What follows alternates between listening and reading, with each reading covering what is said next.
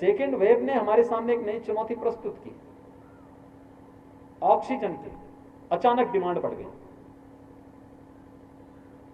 अयोध्या भी हम लोगों को ऑक्सीजन भेजना पड़ रहा है, अयोध्या से आसपास के जनपदों को जा रहा है।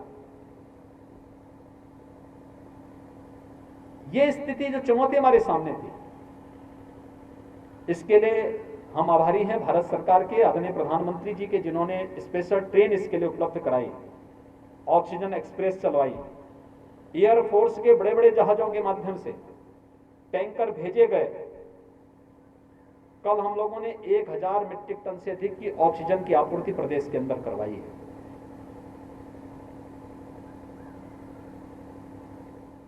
लेकिन केवल ये आपूर्ति तक सीमित नहीं, बल्कि ऑक्सीजन प्लांट स्थापित भी हों। वर्तमान में हम प्रदेश के अंदर 300 ऑक्सीजन प्लांट स्थापित करने की कार्रवाई को आगे बढ़ा रहे हैं। अकेले इस मंडल में 18 ऑक्सीजन प्लांट लगाने की कार्रवाई चल रही है, जिनमें से 6 लग चुके हैं, शेष की प्रक्रिया आगे बढ़ाई जा चुकी है। इसमें पीएम केयर फंड से, सीएम केयर फंड से, स्वास्थ्य विभाग के द्वारा, चिकित्सा शिक्षा विभाग के द्वारा, सीएसआर से और प्रदेश के गन्ना विभाग के द्वारा भी हर एक जनपद में एक एक ऑक्सीजन प्लांट लगाने की कार्रवाई चल रही है। अयोध्या मंडल में भी इसको बहुत एक अभियान के साथ इस कार्यक्रम को लिया गया है। इसके साथ साथ हम लोगों ने प्रत्येक जनपद को ऑक्सीजन कंसंट्रेटर भी उपलब्ध कराए हैं। ये एटमॉस्फेयर से ही ऑक्सीजन लेता है, इसके लिए अलग से लिक्विड ऑक्सीजन की आवश्यकता नहीं होती। हर एक जनपद को उसकी आवश्यकता के अनुरूप पहले चरण में उपलब्ध कराए गए हैं और भी उपलब्ध कराने की कार्रवाई हो रही है।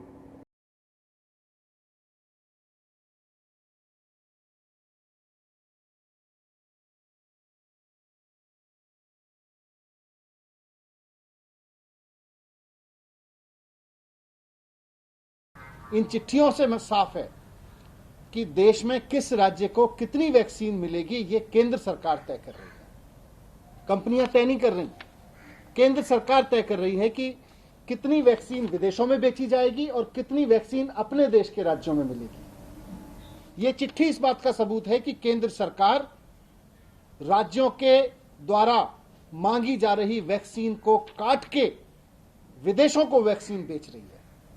मैंने कल भी कहा था कि जिस समय देश के बच्चे मर रहे हैं, उस समय कौन से प्रॉफिट के लिए, आखिर किस लालच में विदेशों को 6.5 करोड़ की वैक्सीन बेच दी। आपने अफगानिस्तान को भेज दी, आपने बांग्लादेश को दे दी, आपने अरब कंट्रीज को दे दी। भारत सरकार यह बताए कि किस लालच में, किस दबाव में उसने अफगानिस्तान को, बांग्लादेश को, अरब देशों को ये 6.5 करोड़ की वैक्सीन अगर हमारे देश के लोगों को लग गई होती तो लाखों लोगों की जान बचती। और जब मैंने ये सवाल उठाया तो भारतीय जनता पार्टी महाझूठ बोल रही है कि हमने ऑर्डर नहीं किया। ये 1,34,00,000 का ऑर्डर है हमारे पास और भारत सरकार की रेस्ट्रिक्शन है कि आपको केवल 3,50,000, 3,59,000, करीब 3.5 लाख वैक्सीन ही मिल पाएगी।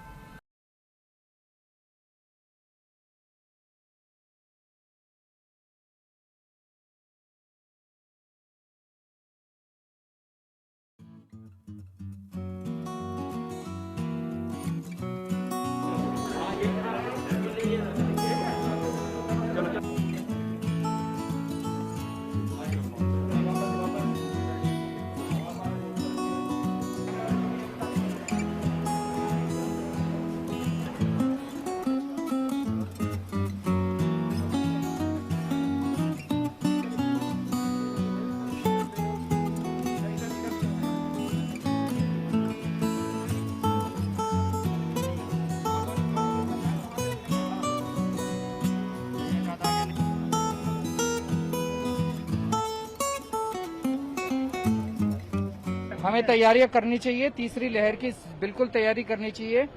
एक और हमें अपना ये जो इंफ्रास्ट्रक्चर है इसको और एक्सपेंड करना पड़ेगा। नवंबर में दिल्ली के अंदर एक लहर आई थी जब 8,500 केस आए थे, उसको हमने बड़े सक्सेसफुली बिना किसी प्रॉब्लम के डील किया। ये जो लहर आई इसमें 28,000 केस आए हैं मैक्सिमम, मतलब बियॉन्ड सारे कैपेबिलिटीज, जिसकी वजह से बहुत ज्यादा पूरा इंफ्रास्ट्रक्चर तनाव में आ गया था। लेकिन अब हम जिस स्केल के ऊपर इंफ्रास्ट्रक्चर क्रिएट कर रहे हैं, हमें हफ्ते 10 दिन लग गए, लेकिन अब जिस स्केल के ऊपर हम कर रहे हैं, अगर अगली लहर में 30,000 केस भी आते हैं तो हम उसको डील करने के लिए तैयार हैं। वैक्सीन 3-4 दिन की और बची हुई है और मैं उम्मीद करता हूं कि केंद्र 3-4 दिन की भी उस हिसाब से बची हुई है कि आज हम 1 से 1.25 lakh dose per day they रहे हैं, हम इसको 3 लाख तक ले जाएंगे अगले कुछ दिनों में।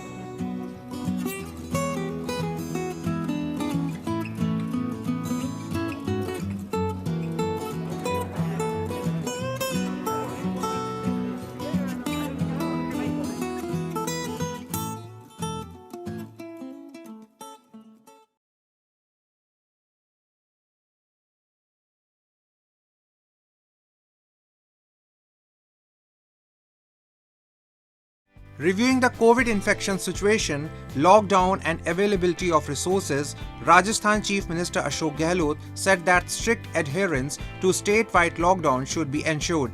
He instructed officials to ensure the effects of lockdown are visible from day one. He asked officials to take strict actions against the violators of the lockdown guidelines.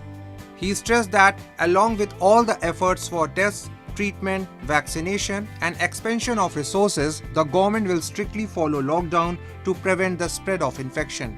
Without this, it is not possible to stop this deadly wave. The CM said that the coronavirus is spreading to the cities as well as to the small towns and villages. Deaths from this are very worrying and distressing. In such a situation, the residents should maintain lockdown with utmost sincerity and responsibility.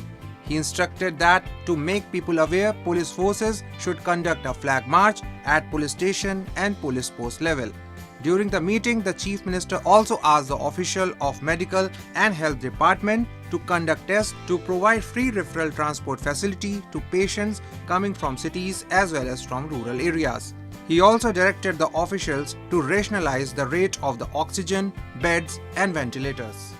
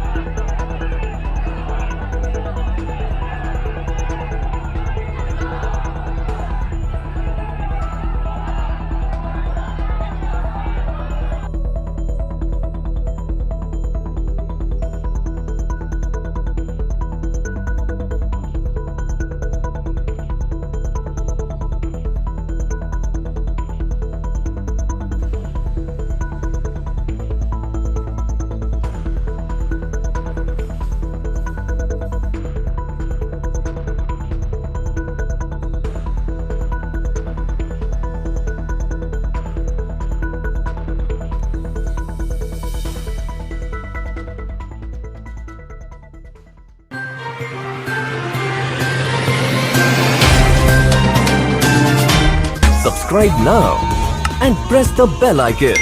Never miss an update.